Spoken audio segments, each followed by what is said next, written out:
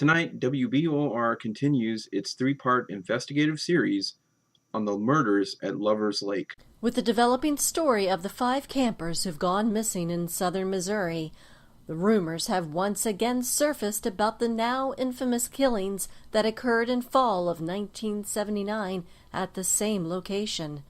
This campground and peaceful retreat was once known as Lover's Lake, a name overshadowed by its gruesome nickname, Cheater's Lake. In order to understand the tragedy, we first need to examine the man rumored to be behind it all, notorious rock star Randall Rotten.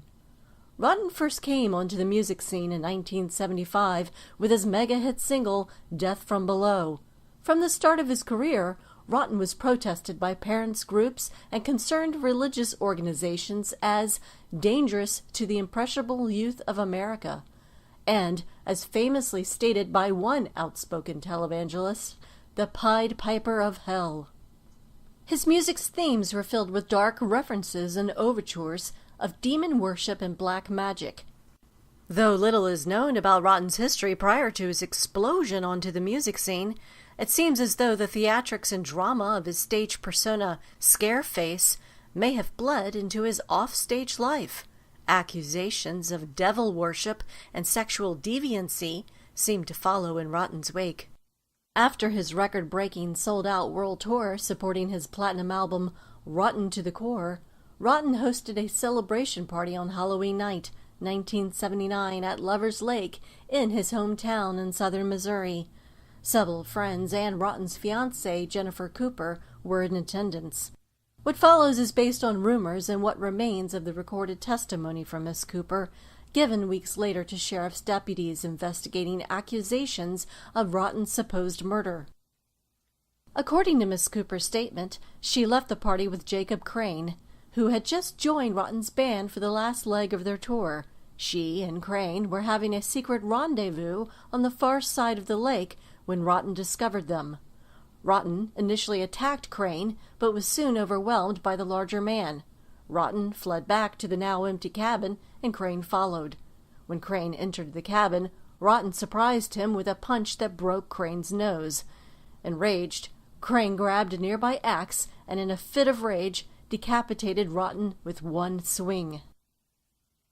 Miss Cooper then claimed that she and Crane disposed of the body and axe in the lake and buried Rotten's head in the woods nearby. When authorities initially attempted to locate Rotten, Crane told them that he had left the party in the company of another woman that he had been secretly dating. However, when Jacob Crane was found murdered in his home only 1 week later, Jennifer Cooper confessed the supposed murder to local authorities. A thorough search of Lover's Lake cabin and surrounding woods was mounted, but no evidence of Rotten or the supposed murder was ever found. Jacob Crane's death was ruled a homicide, and a Rotten fan was initially brought in for questioning, but he was eventually cleared and released. The Jacob Crane murder remains unsolved. Randall Rotten has never resurfaced, and his body has never been found.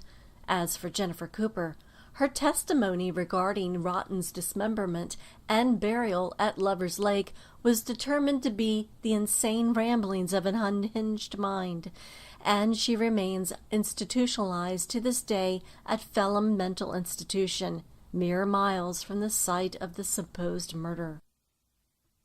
The 5 victims profiled on this news program last week, last seen on their way to Cheater's Lake, were said to have been traveling there on a mission to perform a ritual in the cabin, a ritual to summon forth the spirit of Randall Rotten.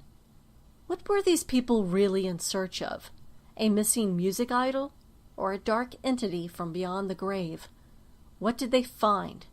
And what could have driven them to such madness and violence? Tune in next week for the final part of our series.